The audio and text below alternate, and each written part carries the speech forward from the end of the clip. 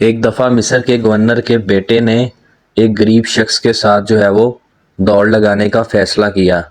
اسے کہا کہ تم اپنا گھوڑا لے کر آؤ اور میں اپنا لے کر آتا ہوں، دیکھتے ہیں کون جیتتا ہے۔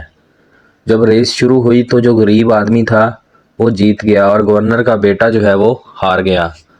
گورنر کے بیٹے سے ہار جو ہے وہ برداشت نہیں ہوئی۔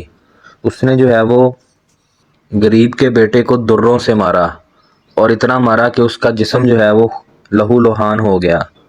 غریب کا بیٹا گھر گیا تو اس کے باپ نے وجہ پوچھی کہ کیا ہوا، تو اس نے بتایا کہ آج جو ہے وہ یہ معاملہ میرے ساتھ ہوا ہے۔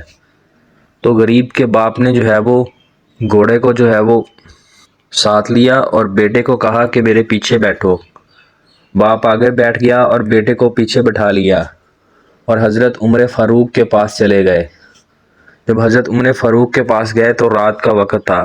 حضرت عمر فاروق کا دروازہ کھٹکھٹایا اور انہیں اٹھایا اور اٹھا کر کہا کہ عمر، تیرے دور خلافت میں یہ کام ہوا ہے۔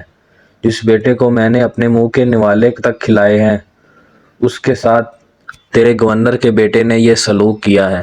میرا بیٹا جو ہے وہ دوڑ جیت گیا تو اس نے جو ہے ہار برداشت نہ ہوئی تو اس نے یہ عمل کیا۔ جب حضرت عمر کو یہ بات کی نا تو حضرت عمر جو ہے وہ ان کے ساتھ چل دیے۔ یہ نہیں دیکھا کہ رات کا وقت ہے صبح چلیں گے، حضرت عمر جو ہے وہ ان کے ساتھ چل دیے۔ اگر آج کل کے زمانے کا کوئی بادشاہ ہو نا تو آپ تو اس سے مل ہی نہیں سکتے، اور دوسری بات کہ آپ رات کو جا کر اسے اٹھائیں اور وہ اٹھے، یہ ہو نہیں سکتا۔ اس تک پہنچنے کے لیے جو ہے وہ آپ کو کئی لوگوں کو ملنا پڑے گا، پھر جو ہے وہ آپ اس کے پاس پہنچ سکیں گے۔ جب حضرت عمر کو یہ بات بتائی نا تو حضرت عمر فوراً ان کے ساتھ چل دیے اور جا کر جو ہے وہ گورنر کے بیٹے سے پوچھا کہ تو نے کیوں اس کو دروں سے مارا؟ تو اس پر وہ چپ کر گیا، کوئی بات نہیں آئی اس کو۔ تو حضرت عمر فاروق نے غریب کے بیٹے کو کہا کہ اب درہ تو پکڑ اور اس کو مار۔ حضرت عمر فاروق نے جو ہے وہ جب یہ حکم دیا تو اس بچے نے درہ اٹھایا اور اس گورنر کے بیٹے کو مارا۔